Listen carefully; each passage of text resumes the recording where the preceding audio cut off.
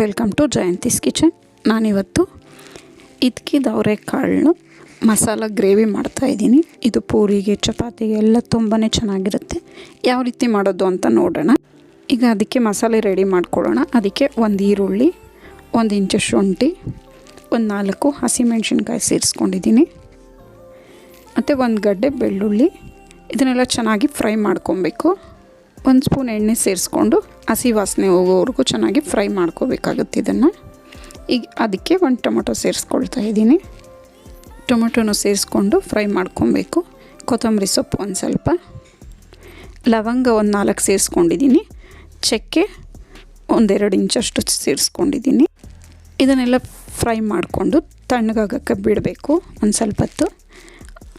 ಆಮೇಲೆ ಒಂದು ಮಿಕ್ಸಿ ಜಾರ್ಗೆ ಸೇರಿಸ್ಕೊಂಡು ರುಬ್ಕೋಬೇಕಾಗುತ್ತೆ. ನಾನೊಂದು ಕಪ್ಪಷ್ಟು ಕಾಯಿ ಚೂರು ತೊಗೊಂಡಿದ್ದೀನಿ.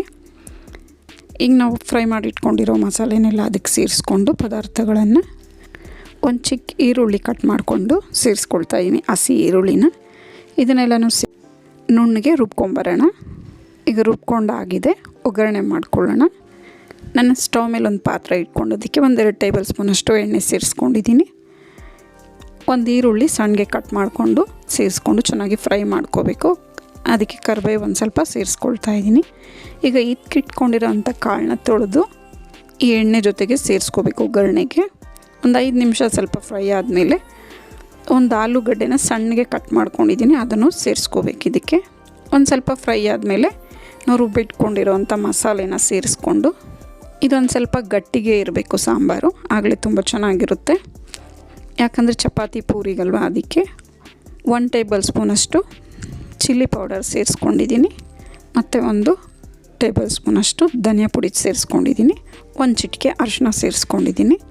ಇದೆಲ್ಲ ಸೇರಿಸ್ಕೊಂಡಾದಮೇಲೆ 1-2 ಟೇಬಲ್ ಸ್ಪೂನಷ್ಟು ಕಡಲೆ ಹಿಟ್ಟನ್ನ ನೀರಲ್ಲಿ ಕಲಿಸ್ಕೊಂಡು ಅದನ್ನು ಸೇರಿಸ್ಕೊಂಡಿದ್ದೀನಿ. ಇದನ್ನು ಸೇರಿಸ್ಕೊಳ್ಳೋದ್ರಿಂದ ಗ್ರೇವಿ ಒಂದು ಸ್ವಲ್ಪ ತಿಕ್ಕಾಗಿ ಬರುತ್ತೆ, ತೆಳ್ಳಗಾಗಲ್ಲ, ತುಂಬಾ ರುಚಿಯಾಗಿರುತ್ತೆ. ಇದನ್ನು ಚೆನ್ನಾಗಿ ಹಸಿ ವಾಸನೆ ಹೋಗೋವರೆಗೂ ಕುದಿಸ್ಕೊಂಡ್ರೆ ಇದ್ಕವರೆ ಮಸಾಲ ಗ್ರೇವಿ ರೆಡಿ ಆಗುತ್ತೆ. ಈ ರೆಸಿಪಿ ನಿಮ್ಗೆ ಇಷ್ಟ ಆದಲ್ಲಿ ಲೈಕ್, ಶೇರ್ ಆ್ಯಂಡ್ ಸಬ್ಸ್ಕ್ರೈಬ್ ಮಾಡಿ. ನಿಮ್ಮ ಅನಿಸಿಕೆ, ಅಭಿಪ್ರಾಯವನ್ನು ಕಮೆಂಟ್ಸ್ ಮೂಲಕ ತಿಳಿಸಿ. Thank you for watching.